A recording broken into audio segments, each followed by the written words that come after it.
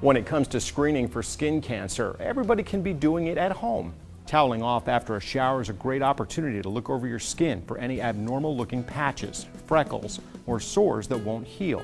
Recently, Dr. Jeffery Brabham at the Florida Hospital Waterman's Cancer Center gave a talk about the different ways to spot skin cancer and treat it. First of all, you look for any changes in your skin, that new nodules, new pigmented lesions, new bumps, itchy, flaky areas that have not been there before. Things that bleed, sores that don't heal. All those things are warning signs that something may be going on, and you should at least monitor it to see whether you need to see a doctor about it. All of us, the sun is unavoidable unless you only go outside at night. So we're all going to have some sun exposure and some sun damage as we age, and that can be manifested as freckles or age spots or wrinkles all of our skin.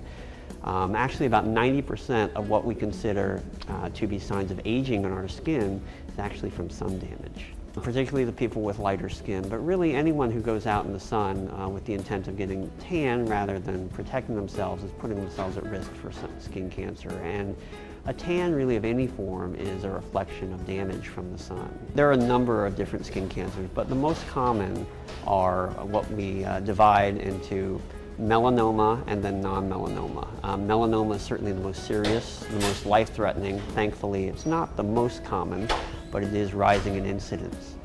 The two most common skin cancers are basal cell carcinoma, number 1, and squamous cell carcinoma, number 2. And both of those are easily treated if they're caught early enough. Really anything unusual in the skin that breaks up the normal contour of the skin. So it could be a freckle, could be a bump, could be what you consider a sore or a cut. Lesion's kind of a generic term for them, all those things. You need to come see a physician of some sort. Certainly your primary care physician would be a good place to start. If you have a dermatologist, go see your dermatologist on a regular basis. If you have a history of abnormal spots or even a skin cancer in your past, you certainly need to see your dermatologist on a scheduled basis for checkups. There are several things you can do. First, stay out of the sun as much as possible, particularly in the hours when the sun is directly overhead, which is about from 10 to 4. If that's not possible, use a high SPF sunscreen, generally 30 or higher, and reapply it very often throughout the day. And by very often, typically every 2 hours. More often if you're in the water, if you're sweating profusely, if you towel down your skin. Wear a broad-brimmed hat to keep your face and your ears, your neck out of the sun. Wear your hats, wear your sunscreen, and stay out of the sun as much as possible while still having a good time. Dr. Brabham says that an easy way to determine whether a lesion should be checked by a physician is to follow the ABCDEs of mole patrol.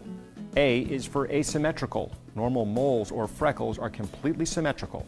If you were to draw a line through a normal spot, you'd have 2 symmetrical halves. In cases of skin cancer, spots will not look the same on both sides. B is for borders, a mole or spot with blurry and/or jagged edges. C is for color. A mole or spot that is more than one hue is suspicious and needs to be evaluated by a doctor. D is for diameter. If it's larger than a pencil eraser, about 1/4 of an inch, it needs to be examined by a doctor. E is for evolving, if it's changing and growing. We've included a link with more information on how to check your skin for abnormalities with the treatment options offered at Florida Hospital Waterman Cancer Institute. You'll find both by clicking the Skin Cancer ABCDEs story link on our homepage, yourhometownhealth.com.